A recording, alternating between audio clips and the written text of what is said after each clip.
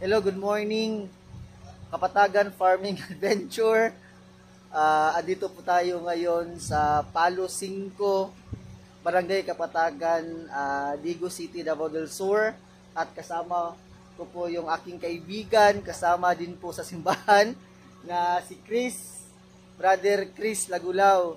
So as you can see po sa paligid, may mga sagingan po. Actually dito po siya nagtratrabaho. So ipapakita niya po sa atin kung paano po ang pag-aalaga ng mga saging. So to be specific, ito po ay Cavendish. Ito po ay imported fruits from Philippines na pinapadala pa po, sinishipment pa po sa ibang bansa like sa Middle East, sa US at sa iba pang panig ng mundo.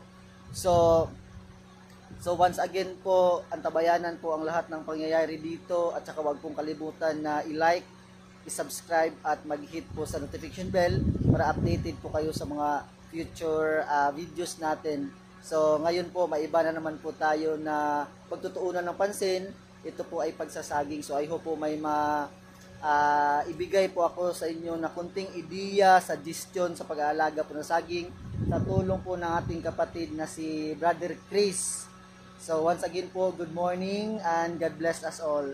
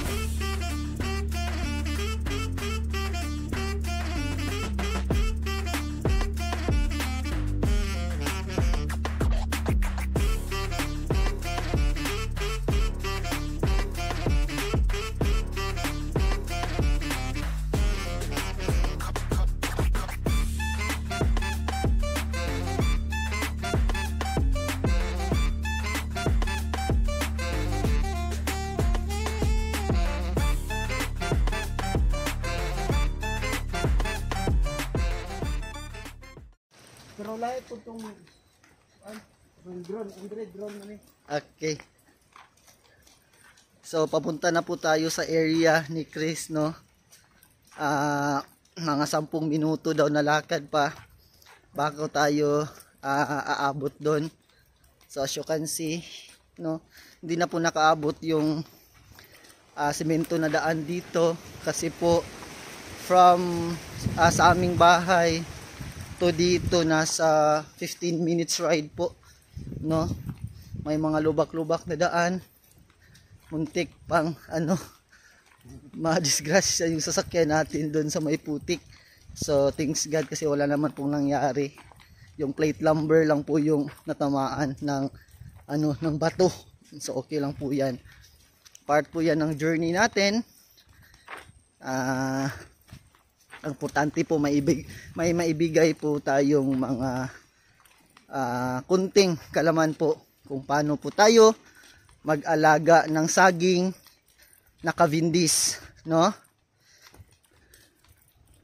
Mostly po sa mga patag na lupa dito sa Kapatagan, aside sa gulay at saka mga bulaklak, madami din po ditong mga growers ng saging, ng Cavendish na saging.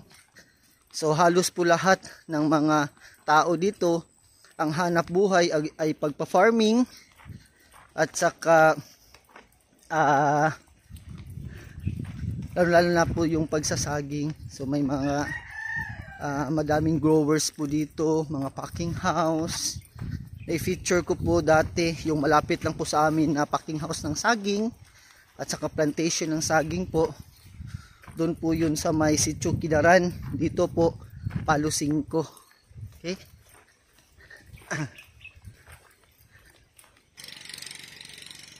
Andito na po tayo, no, sa area ni Brad Chris. So as you can see po sa aking likod, parang may maliit po sila dito na bahay. Actually parang bodega siya. Dito po nila inilalagay yung mga medisina, yung mga gamit nila. pag nagsisimula na po silang magtrabaho. So basically dito din sila kumakain ng tanghalian, no, pagtapos silang magtrabaho. So ito nga, napapalibutan po tayo ng saging na kawindis. So in a moment magsisimula na po tayong mag-cover po ng actual po na work ng aking kaibigan, no.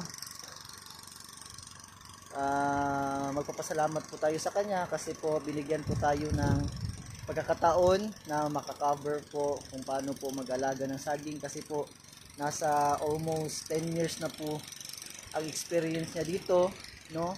Lahat po ng aspeto ng pagsasaging alam na niya po, at saka ibabahagi po niya sa atin ang lahat ng kanyang nalalaman, galing po sa pagtatanim hanggang po sa pag-harvest ng saging na ini-import po sa ibang bansa. So tayo na po. So ito po, para siyang isang malaking bahay, lumang bahay, no.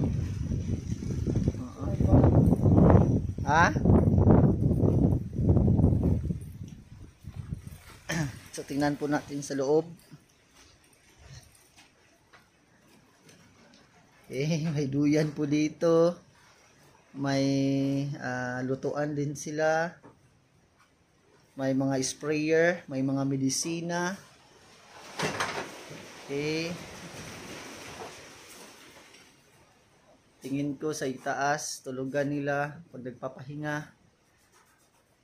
Okay. Andito po tayo sa ano talaga, sa plantation talaga. Okay, okay, inihahanda niya po niya yung gagamitin na ano na sprayer.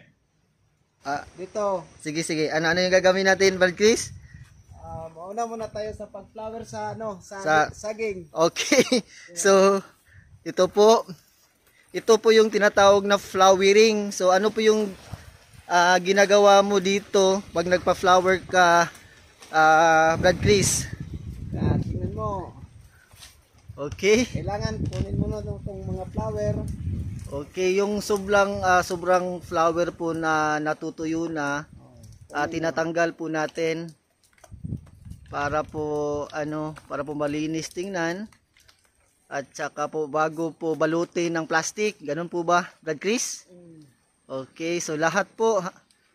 So as you can see po, tinatanggal din po niya yung mga excess po na mga bunga, no? Ito po, tinanggal niya yung maliit, yung parang kambal, no? Okay. So ganyan po, isa po ito sa mga ginagawa niya araw-araw, no? Paglilinis po sa flower ng saging. Okay, so madali lang naman pong ginagawa to. Okay.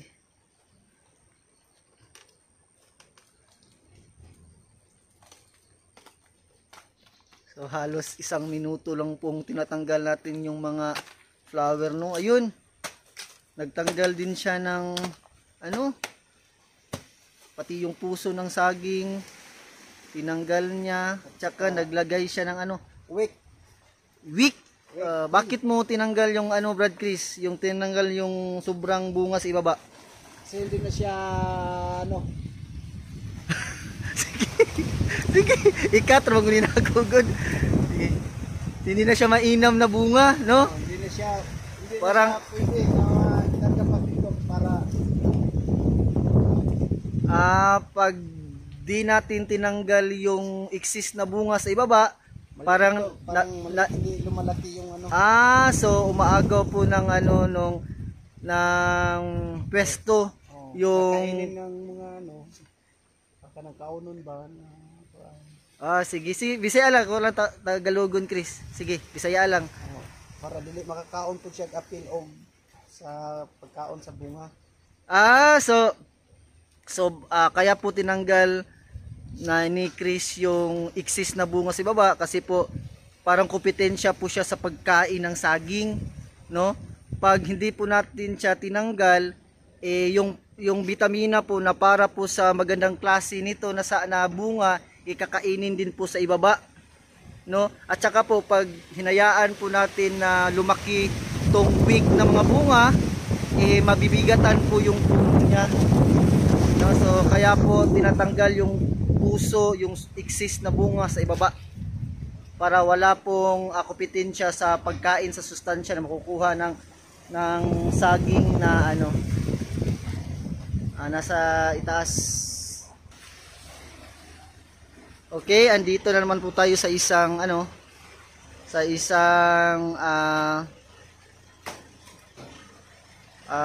puno ng saging. So ayan po, nakikita nyo na nire-remove po niya yung mga excess na bunga nung parang hindi po siya naka-align, no? Kasi yun po yung parang nagiging abnormal po yung bunga ng saging pag hindi po yun na-remove, no? Ito din po, flowering, nag-flower po siya sa bunga, nire-remove niya po yung mga tuyong na bulak ng saging. Okay?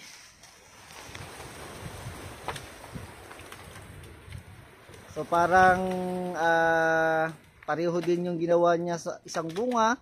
I think tatanggalin din po niya yung excess na na bunga sa baba, pati yung puso ng saging.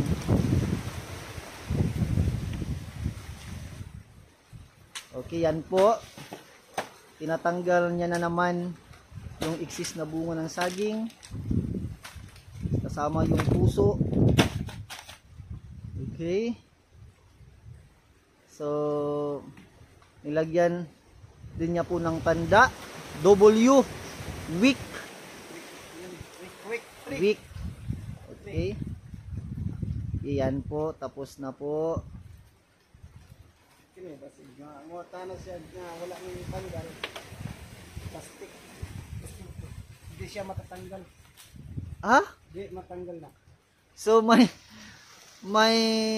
sa bandang ibabaw, Dili na siya matanggal. may flower po na hindi matanggal, parang plastic. So hinahayaan lang po niyang andyan siya hanggang sa lumaki yung bunga. Parang natatanggal din siya nang malapit na po siyang ma-harvest. Oo, parang natatanggal lang siya ng kusa pag malapit na po siyang ma-harvest. So yan po. So tapos na po yung flowering niya. Andito na po tayo sa Van spray. Inihahanda na niya yung spray na gagamitin niya. Okay, tingnan po natin kung paano po niya ginagawa to. Anong chemical ang ginagamit niyan, Brad Chris? Topsin. Topsin? Okay, so isang chemical lang at saka tubig. Pangalan ano?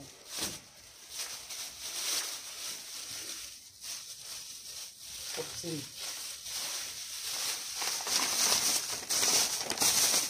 Okay, copper 70 fungicide.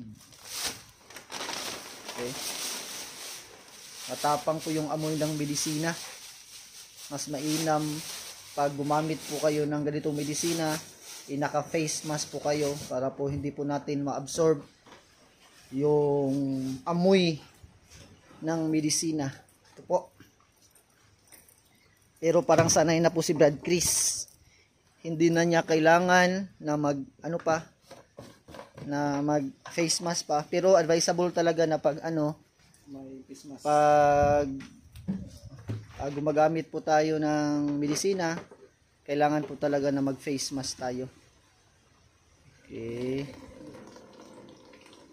So bali itong nilagay niya sa sprayer is solution na lang po niyan, at solution na lang po yan, tubig tsaka yung fungicide.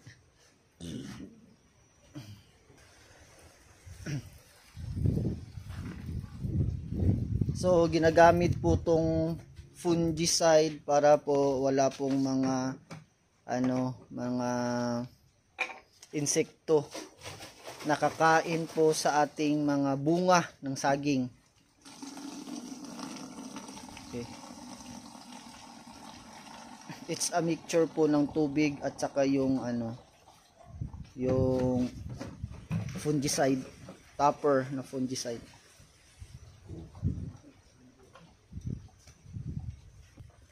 So ready na po yung sprayer natin. At saka ang tawag po dito ay bun spray, no? Ini-sprayhan po natin yung so ganito po ginagawa yung pagbaban spray po ng saging natin, no? Dapat sa ilalim ka mauna, papunta sa taas. Okay? So tapos Sa ilalim ka muna, padulong sa taas, taka paana ganon. oh, Dalawang step. okay. Pagkatapos dito na naman sa kabila. Okay. Kabila.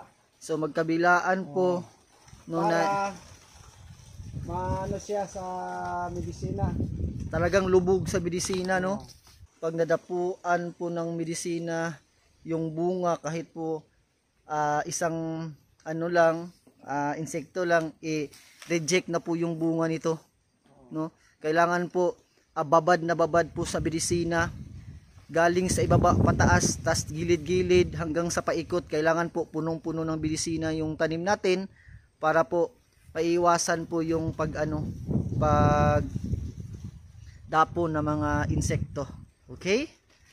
Isa sa mga paraan para po mapanatili natin yung kalusugan ng ating bunga hanggang sa pag-harvest. So, ang next step po natin ay yung pagbabag po ng saging. So, after po ng flowering, tinatanggal din po natin yung mga excess na bunga, yung mga weak na bunga, tsaka po yung puso ng saging. At after po nyan is yung tinatawag na bun spray.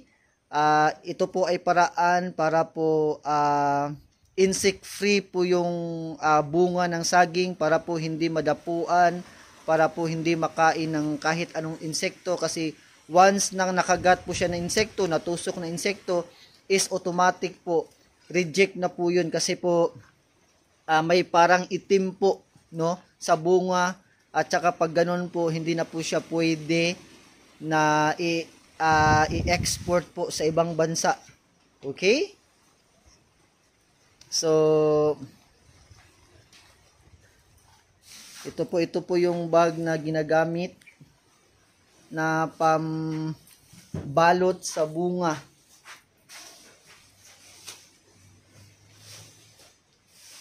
Okay, so mahaba po siya. Tsaka pinuputo lang, mga 1 dipa yung haba.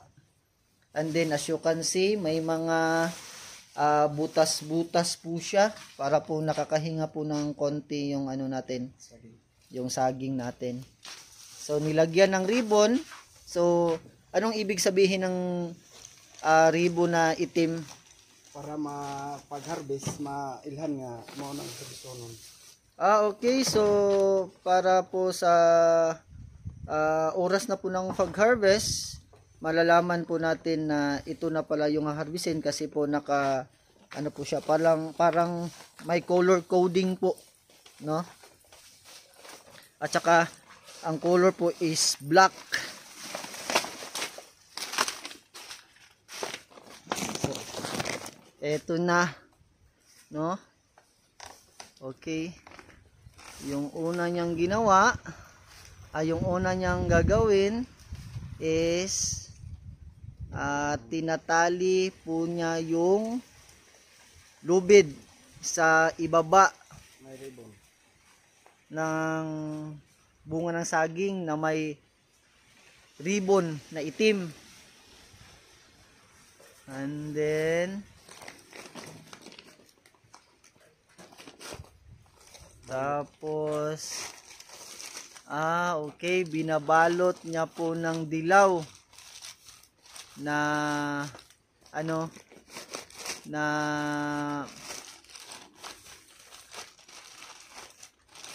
plastic na may butas-butas. Okay.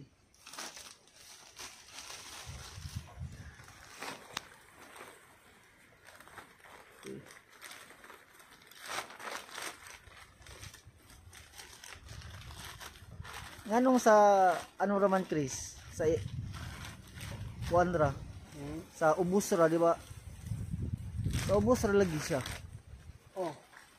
Kay kung diyan na siya sa ubos, kay kung sa imabaw, pagkadagko niya maigo man ang diri ko sa imabaw. Pagkadagko, maigo man ang ilalom. Ah. Okay, dagko na siya. Mm. Diri ka sa imabaw. Kanawa.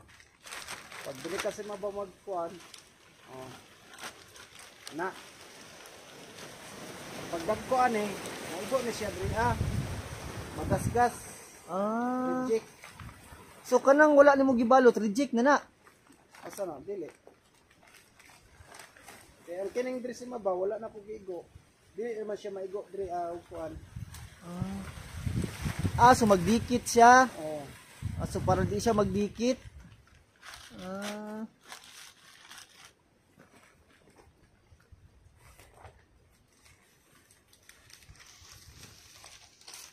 Okay, so aside po sa plastic, nilalagyan din po ng ano, Papel. ng papel. Ano yung silbi ng papel, Chris? Para hindi masunog, hindi maanuan sa init. Init, para po hindi po siya direct na matamaan ng init ng araw.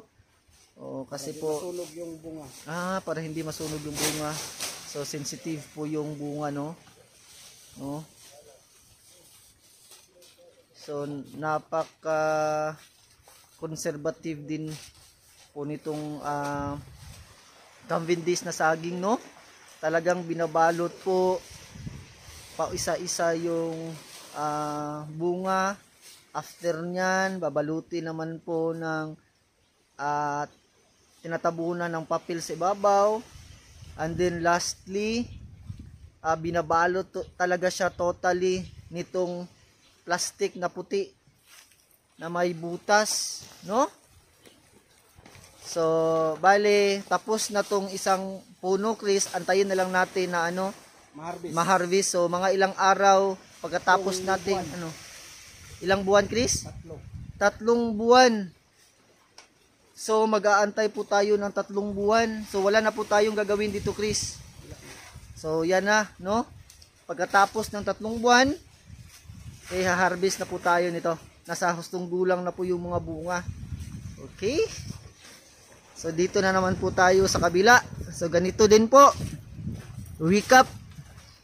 So, ito din po yung gagawin din po natin yung ginawa niya sa isang puno. Okay? Una,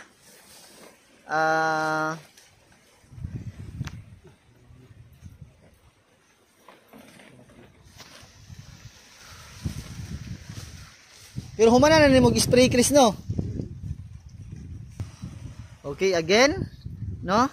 Tinatalian niya po ng lubid na may itim na ribbon sa ibabang bahagi ng bunga ng saging. And then binabalot niya po pa isa-isa ng dilaw na plastic yung bunga.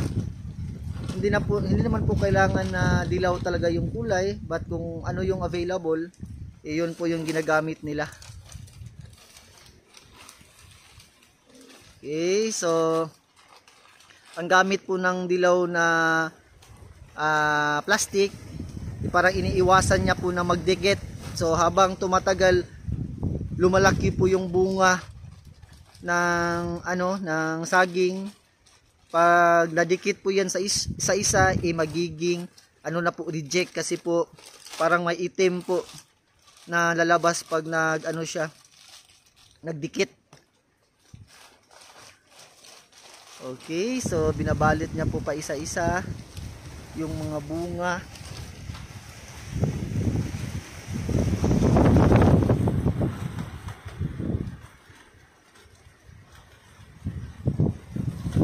So hindi po basta-basta na no? So iwan ko lang po kung sa lakatan po, same lang po ba yung process ng pag-aalaga ng saging, but dito po kasi sa Cavendish ini-export po to sa ibang bansa. Talaga pong sinusuguro po nila ang kalidad po ng bunga, no? Grabe, binabalot po ng papel para iwas sa ibabaw, para iwas po na masunog ng init ng araw kahit na po may dahon na po sa sa itaas ng bunga, but make sure po nila na talagang hindi po